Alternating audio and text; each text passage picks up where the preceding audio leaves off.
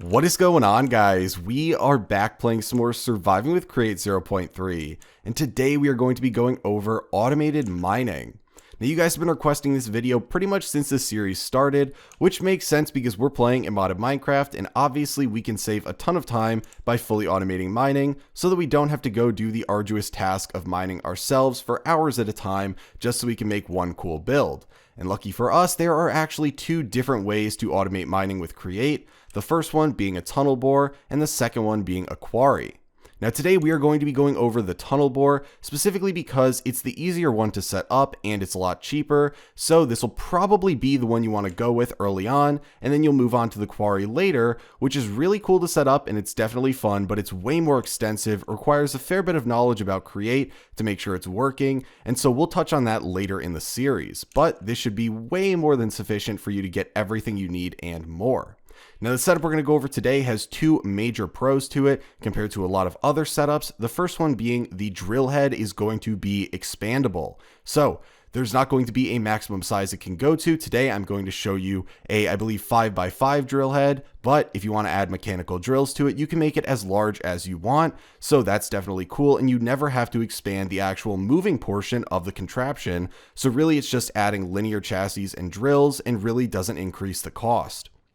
The next pro, and really this is probably the biggest one, is that it is completely safe from water and lava. Because these are minecart contraptions, you need to worry that it will run into water or lava and no longer be able to continue moving forward. And so this one is going to be completely safe from that and will continue to go as long as you want it to, whether it runs into water or lava in front of it, pouring down on it, anything like that. So it's completely worry-free.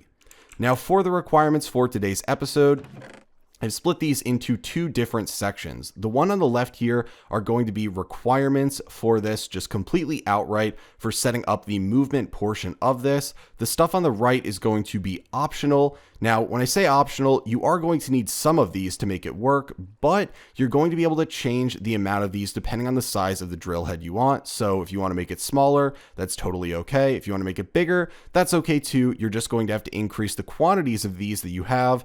But like I said, I'm going to be going with a 5x5 drill head. So that's why we have 25 mechanical drills and 25 linear chassis. For every increase in the size, you're going to need one additional drill and one additional chassis to go along with it. And then the chests will vary because you obviously want to make sure you have enough storage to put all the stuff in that you're mining.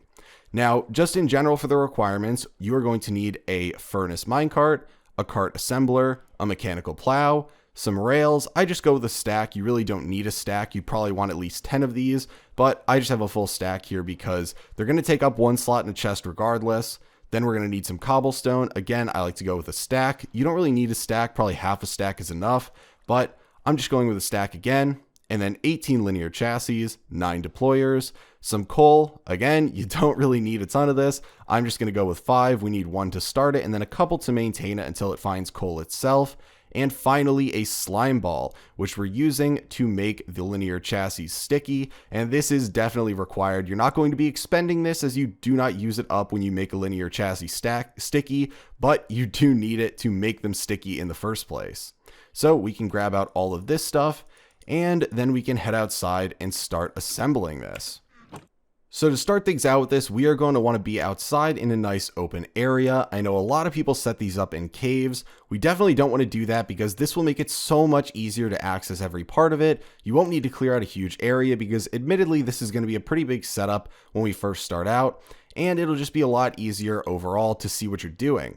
So right here, we'll make it and then we'll move it down into the cave that we wanted to start mining in later by using a minecart contraption, which we'll go over in a second. So to start things out, we are going to want to put down a rail and then the cart assembler on top of that. You do need to have a rail down to place the cart assembler, so make sure you have one of those ready to go. And this cart assembler is the block that makes this whole thing work. It's super cool because what this will do is if you put a minecart below it, in this case, the minecart with a furnace that we are using, when we give this a redstone signal, it's going to attach whatever block is above it to the minecart. And so we are going to use the mechanic of putting the block above it attached to a ton of different blocks, both in front and behind, that allow for the automated mining. Those will all then get attached to the minecart. Then we will wrench this, which allows us to pick up everything, including all the blocks attached to it, both in front and behind. move that wherever we want it to go, which in our case will be down in the mine, and then we will give this some coal and it will continue moving forward with all those blocks attached to it. And when it moves forward, anything that's a deployer, a drill, anything like that will start working, just like with all the farms that we have over here in our base, just like this farm over here. We don't need to supply it with rotational power. As long as it's moving into a block, it will function properly, and that's how the drills are going to work over here. So we're going to be doing this build basically middle out, meaning we are going to come from the middle to the back, finish that portion, and then move to the front where the most important stuff happens. So the first thing you're going to want to do is put down a linear chassis right on top of the cart assembler. This is the block that's going to automatically be attached to your minecart that's below it. So to make things attached to this, we obviously want to make both sides of this sticky. Now, once we have this done, we can start building out the back by putting down 3 linear chassis and then 1 down below the third one, just like this. And this is pretty much the entire length of the back setup.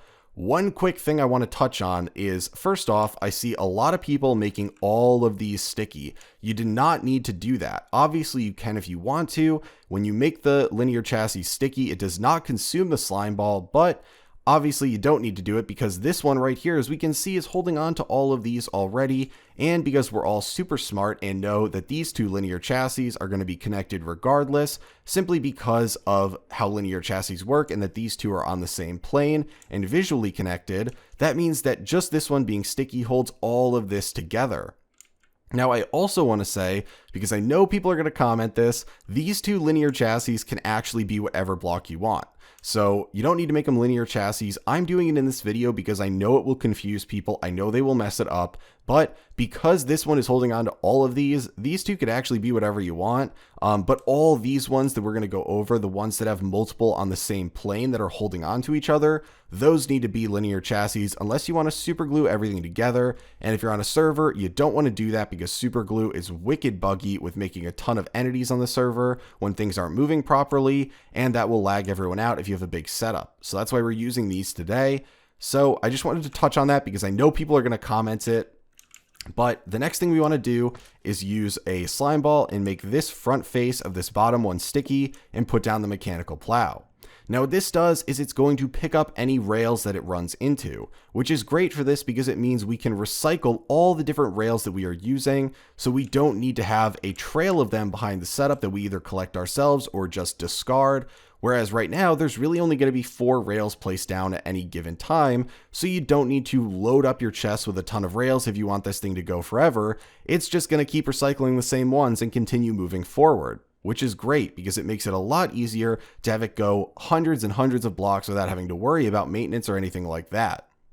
Now, thankfully, this is pretty much the finished back portion of the setup. Its purpose is really just to collect the rails that are coming behind the current minecart. Now we can go on to the front, which is a little bit more complicated, admittedly, but we're going to come forward 3 blocks again. And on this second one right here, this is where we are going to be putting down our first deployer so that we can place down the mine track or the rails in front of this mine cart. So we're going to come up here on top of the one that is 2 blocks in front of the mine cart. And we are just going to shift right click down our deployer so that it's facing away from us. Now, the reason this is important is because we will have this placing onto the ground right here. The deployers place 1 block, well, they place 2 blocks in front of it. So this block right here that's 1 in front of it is completely irrelevant. The rails will end up on the ground right here. And the reason we're doing it in front too, I see setups doing it in front 1, but especially using something like the furnace minecart that's going very fast when we give it coal, you will end up with a situation where sometimes having 1 rail in front of this is not good enough because the minecart will move a little bit too far forward before the rail is placed and it will actually derail and then the whole setup will stop working. And so if you want this to go indefinitely, it's easier to just sacrifice 1 extra length and 1 extra rail and just put it down 2 in front of it. Now what we want to do is put a rail down in here as the filter so that it's placing those down, and then they'll go right here. And this is why you're only going to really actually have 4 rails out at any given time, is because 1, 2, 3, 4, and then they're picked up. So again, you actually technically, I guess, only need 5 rails in here at any given time, which is super nice, but I'm going with a whole stack just because. Now, the next thing we're going to do is making the tunnel that's going to protect the minecart. And this is really the most important portion of this other than the drill head, because obviously that's doing the mining for us. If we weren't using that, then this thing wouldn't work at all. But one of the biggest pitfalls of using these is that obviously now we have a ton of caves everywhere. We've got a ton of water, a ton of lava, and especially if you're playing in mod packs that have additional caves, like I am in the Mechanic Crafters one that I live stream, well then you're going to have a horrible time because your setup is going to get ruined really quick when water or lava interact with your minecart and your rails and it no longer is able to function. So to protect that, we are going to make a nice little setup right here with linear chassis, and then we're going to dig down one and place down another linear chassis right here, and then place down a linear chassis right here. Now what we're going to do with this is have deployers around the outside of these, and then we're going to have drills in the middle. And so what this will do is it will place down a cobblestone tunnel that's going to cover the sides, the roof, and then put them down on the ground so that you will always have this totally encased by cobblestone so that no water will be able to get into it. So we can grab out our deployers and 2 drills and our slime ball because we need to make these all sticky. And we're going to make each one of them sticky just like that. And then we'll put down 2 drills in the middle and then put down deployers around the outside. Now, if you were to put down the deployers first and then the drills, for some reason the drills orient themselves towards the deployers, even if you place them where they should orient forward. So you'll have to rotate those. It's kind of a pain. I really don't know why that happens. But then the next thing we need to do is make this linear chassis sticky right here on the back so it holds on to this deployer. Now this is important just because that's the only way it's going to be held on, so I waited until we put this one down to do it, but you're going to want to make sure you come back and do that.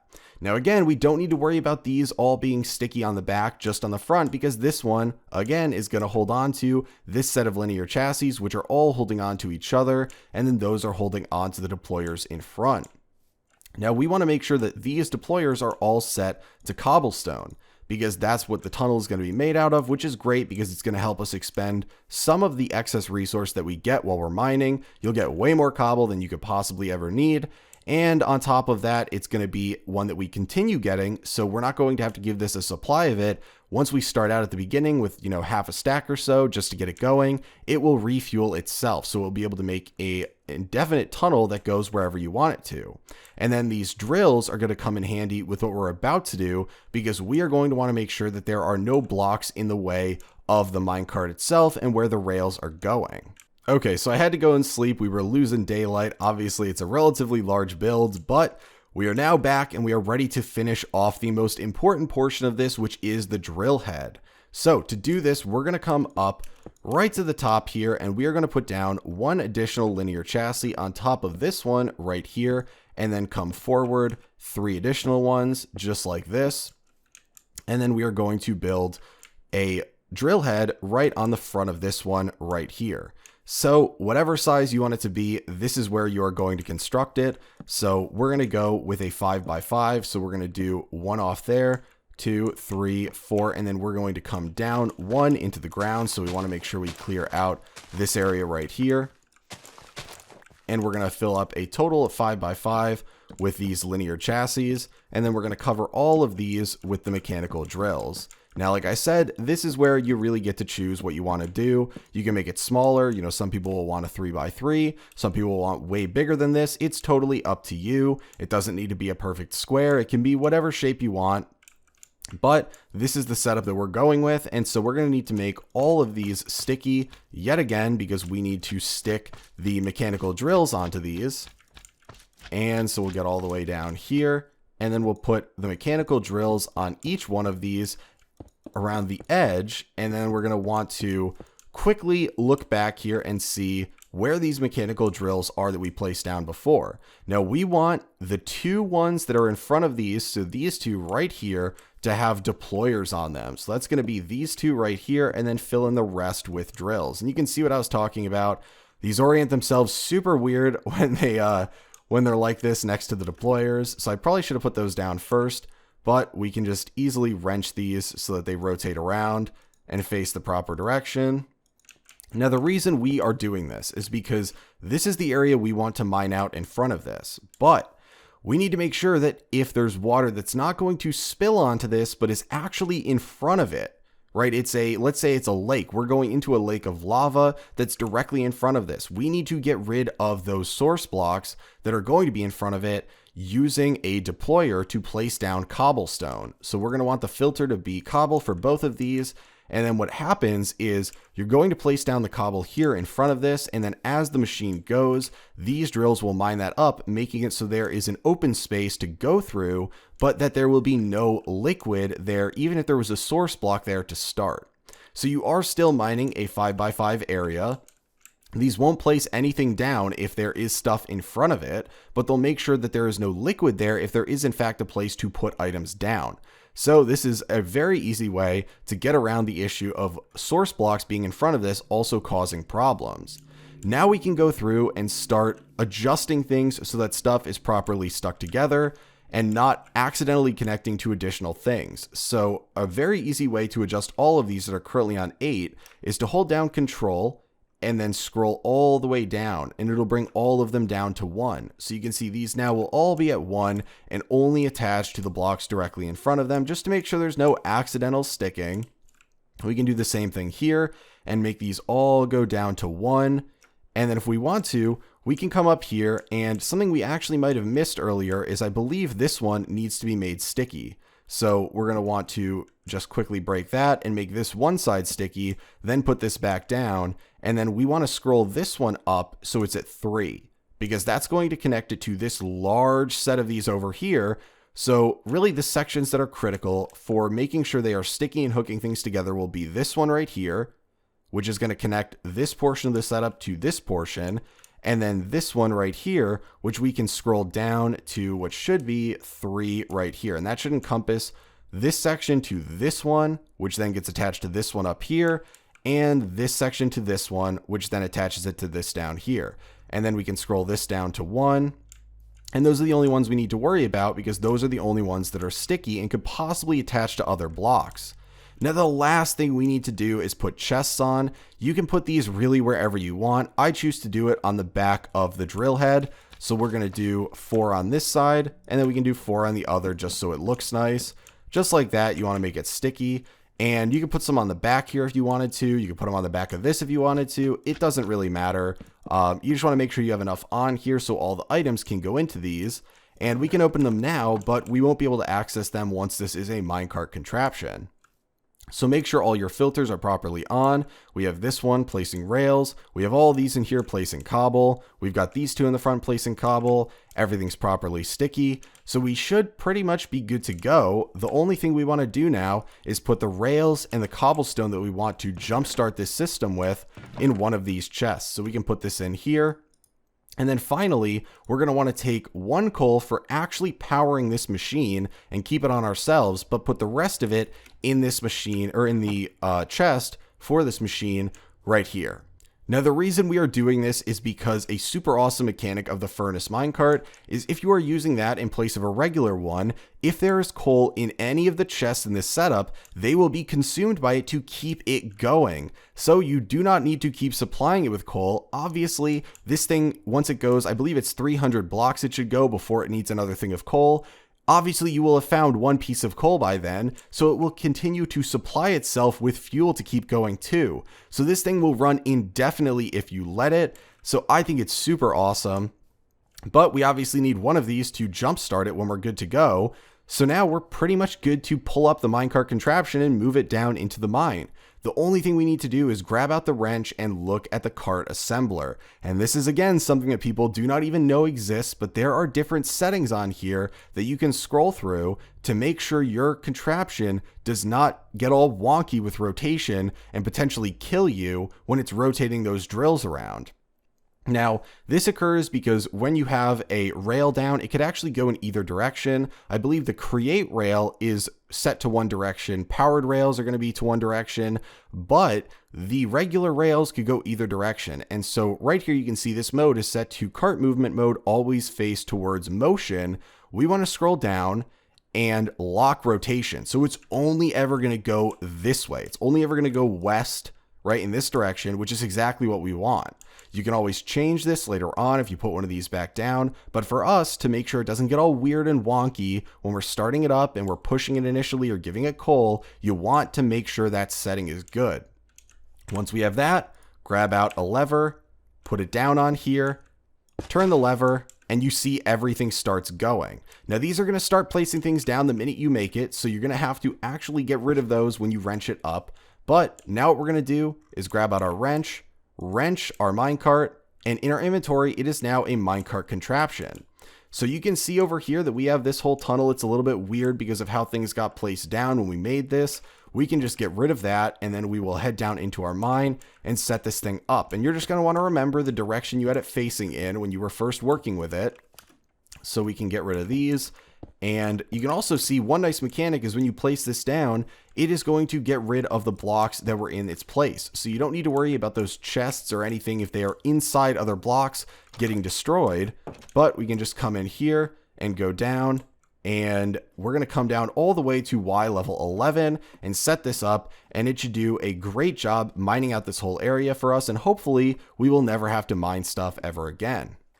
Okay guys, so we are now down here. We're pretty much ready to go with setting this up. The only things that we want to do first is get a nice little area to put this down in. So I cleared out this little alcove right here. Really the only critical part is that you clear out far enough forward that you're going to be able to get those first drills clearing out the 2x1 area the minecart needs to go down. Everything else is totally fine for it to start a little bit later on, like the drill head.